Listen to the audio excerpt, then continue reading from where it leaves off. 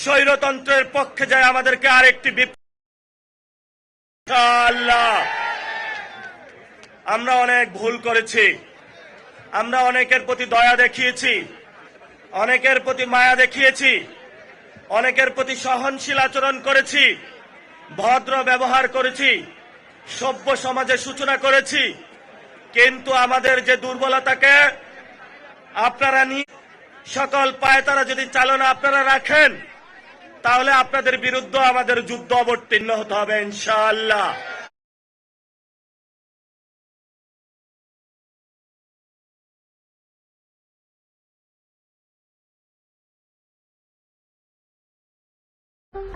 জাতীয় নাগরিক পার্টির ও এনসিপির মুখ্য সমন্বয়ক নাসিরউদ্দিন পাটোয়ারি নব্য সমঝোতাকারীদের বয়কটের ডাক দিয়েছেন।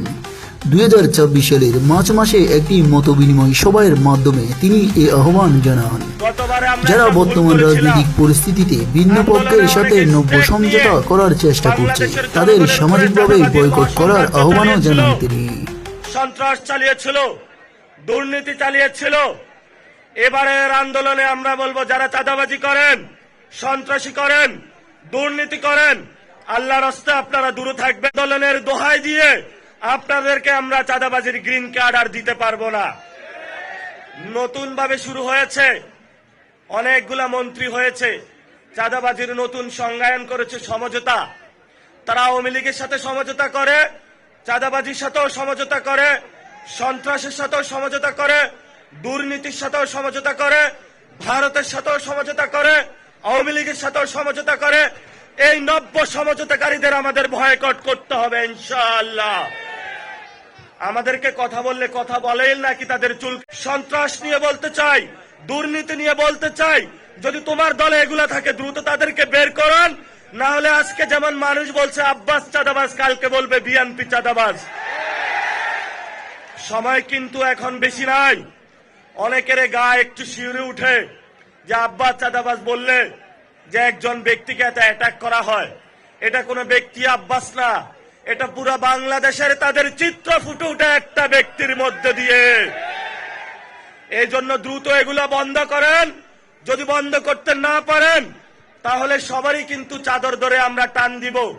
যেখানে লেখা আছে চাঁদাবাজ, সন্ত্রাস, দুর্নীতি, সেখানে আমাদের শক্ত লড়াই হবে। আপনারা ঘরের দেওয়ালে, মার্কেটে, বিভিন্ন জায়গায় লিখে রাখবেন, চাঁদাবাজদের বয়কট করুন। এখানে চাঁদাবাজের প্রবেশাধিকার নিষিদ্ধ। সামাজিকভাবে তাদেরকে বয়কট করতে হবে।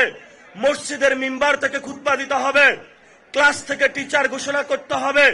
তোমরা যারা চাঁদাবাজ আছো, স্টুডেন্ট যারা রয়েছেন, বলতে হবে বাবা, যদি তুমি চাঁদাবাজি করো, তোমার ইনকাম আমার দরকার নাই, তুমি এই ঘরে আর আসবা না। বউ তার জামাইকে বলতে হবে, তুমি যদি চাঁদাবাজি করো, তোমার সংসারে আমার খাওয়ার দরকার নাই, দরকার হয় আমি রাস্তার পাশে দোকান দিয়ে খাবো, তবুও চাঁদাবাজদের টাকা আমরা ধরবো না। সবাই আপনারা চাঁদাবাজদের বিরুদ্ধে ঐক্যবদ্ধ থাকবেন, দুর্নীতির বিরুদ্ধে ঐক্যবদ্ধ থাকবেন, সন্ত্রাসের বিরুদ্ধে ঐক্যবদ্ধ থাকবেন, আওয়ামী লীগের বিরুদ্ধে ঐক্যবদ্ধ থাকবেন, জাতীয় পার্টির বিরুদ্ধে ঐক্যবদ্ধ থাকবেন। শেষ কথা, আমাদের একটি দল রয়েছে যারা সারা জীবন রাজনীতি করেছে, ভারত বিরোধী রাজনীতি। এখন তারা ক্ষমতার মোহে অন্ধ হয়ে ভারতের সাথে সমঝোতা করেছে। বাংলাদেশে আমরা বলতে চাই, আমরা মান মর্যাদা চাই। আমরা হতে পারি গরিব, আমাদের অনেক সংকট থাকতে পারে, কিন্তু মর্যাদার প্রশ্নে আমরা কোন দেশের সাথে সমঝোতা করতে রাজি নই।